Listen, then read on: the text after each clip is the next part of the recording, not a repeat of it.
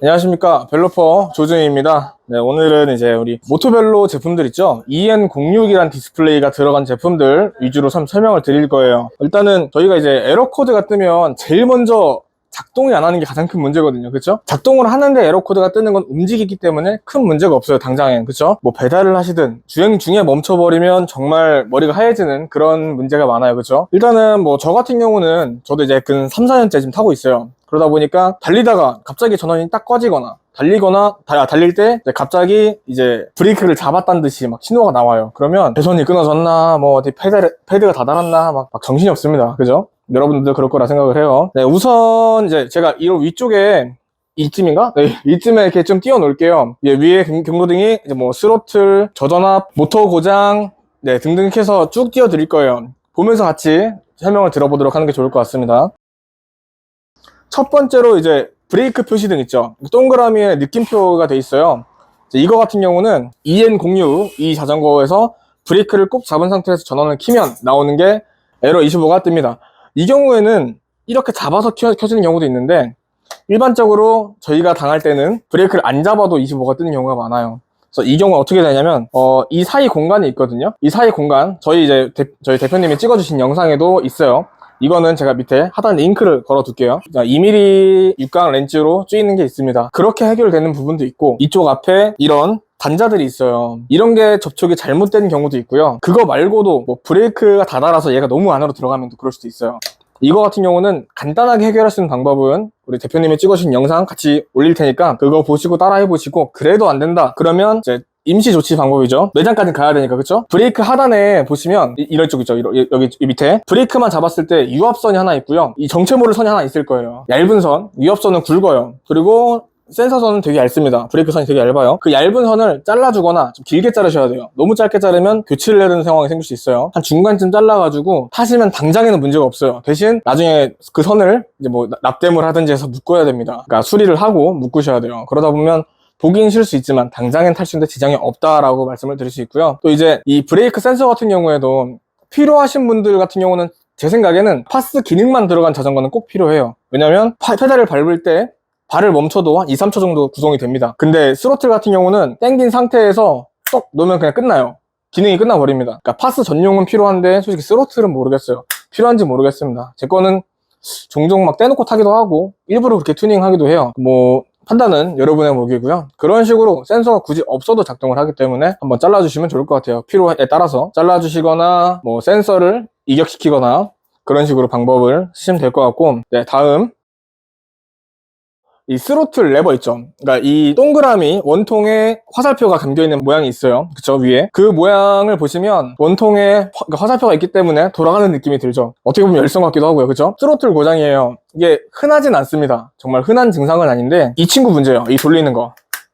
이 친구가 이제 배선이 끊어져 있거나 아니면 이제 전압이 모자르거나 과도한 전압이 날 때 생기는 증상인데, 이건 솔직히 직접 하실 수가 없어요. 그러니까 굳이 한다고 그러시면 스로틀 있죠, 이 부품 하단에 얇은 선이 하나 따라 있어요. 그러니까 이 스로틀 자체 부품에 선이 하나가 이렇게 지나갑니다. 그 선 쭉 따라가서 커넥터를 빼주시면 돼요. 이게 없어도 파스가 기능이 있기 때문에 돌아가는데 전혀 지장이 없습니다. 한번 보여드릴게요. 자, 전원을 켜고 켜진 상태죠. 일반적으로 작동 안 하고 페달을 밟았을 때, 네, 소리 들리시죠? 구동을 합니다. 그럼 이제 스로틀을 빼도 화면이 달라지진 않아요. 뭐 지금 이거 보여드릴 수는 없지만, 네, 상관없고 소리만 들어보세요. 네, 돌아갑니다. 굳이 이 스로틀이 없어도 돌아가요. 이게 파스와 스로틀 같은 경우는 같은 신호입니다. 그래서 뭐 돌아가, 아니면 뭐 이걸 작동시켜, 이런 식으로 신호가 하나, 두 개인 거지 이거 하나만이 아니에요. 예를 들어 파스 전용 같은 경우는 파스가 망가지면 안 되겠죠. 그렇지만 스로틀과 파스가 있는 거는 하나하나만 쓸 수도 있어요. 네모난 박스 있죠? 네모난 박스 모양이 있어요. 그거 같은 경우는 이제 컨트롤러 고장인데, 이거는 이제 매장을 방문해 주셔야 됩니다. 직접 할 수가 없어요. 얘 같은 경우는 이 뭐랄까, 이 크랭크 있죠? 원판 크랭크 뒤에 네모난 박스 모양이 있어요. 그 아래를 까서 이 안에 있는 컴퓨터, 흔히 말하는 컨트롤러를 교체해 주셔야 됩니다. 네, 그거를 교체해야 그 로고가 사라져요. 네, 일단은 그런 경우에는 매장을 방문한다 라고 기억해 주시면 좋을 것 같습니다. 모터 모양 있죠? M자 적혀있고 동그라미가 있을 거예요. 그거 같은 경우는 이제 모터 고장입니다. 그런 이미지가 떠 있으면 이제 의심해봐야 될 게 모터 선, 그리고 모터 자체가 구동을 하는지 안 하는지, 아니면 에러 23 또는 24가 떠 있을 수 있어요. 그거 같은 경우는 모터 홀 센서나 모터에 전원이 안 들어가는 경우에 생기는 증상들입니다.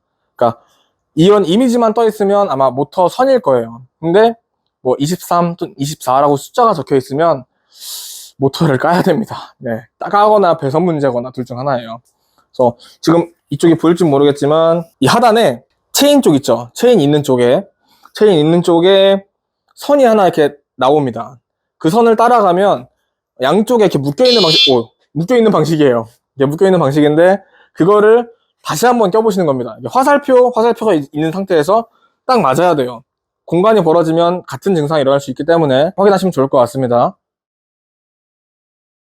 여기 위에 이제 배터리 모양이 있고 거기에 로우라고 영어로 적혀있죠. 저전압을 뜻하는 겁니다.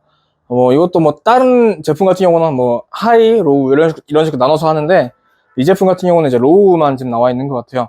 일단은 저전압이란 얘기는 이제 배터리가 예를 들어 48V예요. 그쵸? 48V 배터리라 하면 54.6V가 풀 충전, 완충전 전압이고요. 이제 밑으로 떨어지면 뭐 42 정도 돼요. 그죠? 평균 42, 빠른 거는 43 정도에 맞춰지는 경우도 있습니다. 이런 식으로, 이런 걸 이제, 이런 텀이 있죠?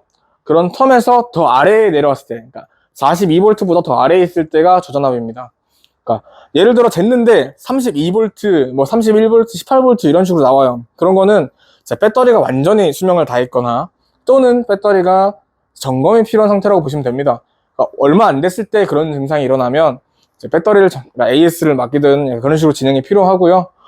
이제 예를 들어 탄지 오래됐다. 그러면 이제 배터리가 죽었다고 봐야 돼요. 평균 한 2, 3년 정도?